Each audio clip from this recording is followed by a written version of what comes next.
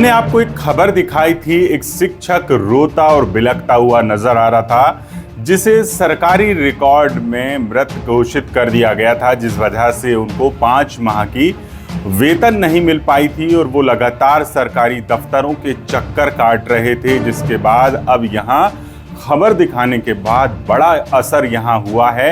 अब उस सरकारी शिक्षक को सरकारी रिकॉर्ड में जीवित कर दिया गया है। नमस्कार, मेरा नाम है हाशिम खान और आप देख रहे हैं HK न्यूज़।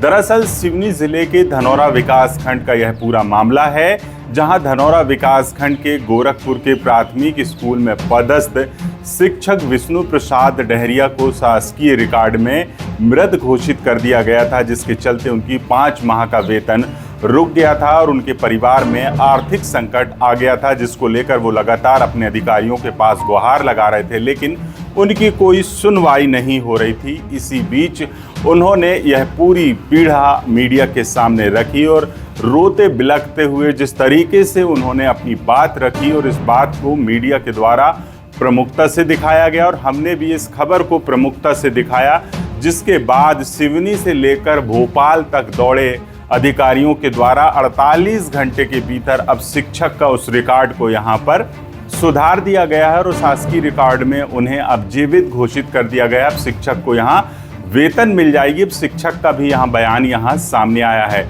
आपको बता दें कि ये पूरी गड़बड़ी कैसे हुई। 10 सितंबर 2023 की ये पूरी घटना है। 10 सितंबर 2023 को वहाँ के एक शिक्षक थे विष्णु प्रसाद साहू, जिनका निधन हो गया था।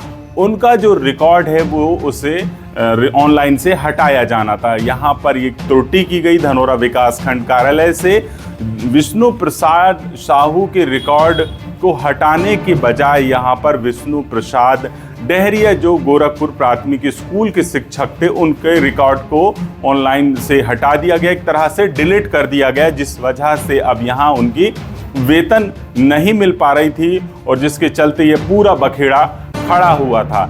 जब ये पूरा मामला मीडिया में आया तब कहीं जाकर अब उनके यह पूरे रिकॉर्ड को दुरुस्त कर दिया गया है। अब उनको यहाँ पर नियमित तौर पर वेतन मिल पाएगी। इस मामले को लेकर विष्णु प्रसाद डहरिया ने क्या कहा है, आइए हम यहाँ सुनाते हैं। 26 से वेतन नहीं मिला था, मुझे मृत घोषित कर दिया गया था, लेकिन मीडिया में खबर चलने के 24 घंटे बाद मुझे शासन ने पुनः जीवित कर दिया।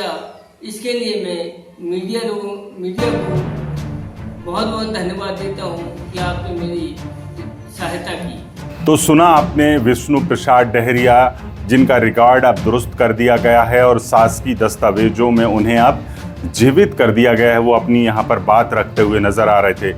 इस घटना और इस मामले को लेकर सबसे बड़ा सवाल अब भी यह है कि ये लापरवाही किसकी है, किस तरीके से यहाँ पर लापरवाही बरती गई और इस लापरवाही का खामियाजा एक शिक्षक को 5 महीने तक भुगतना पड़ा, सरकारी दफ्तरों के चक्कर काटने पड़े।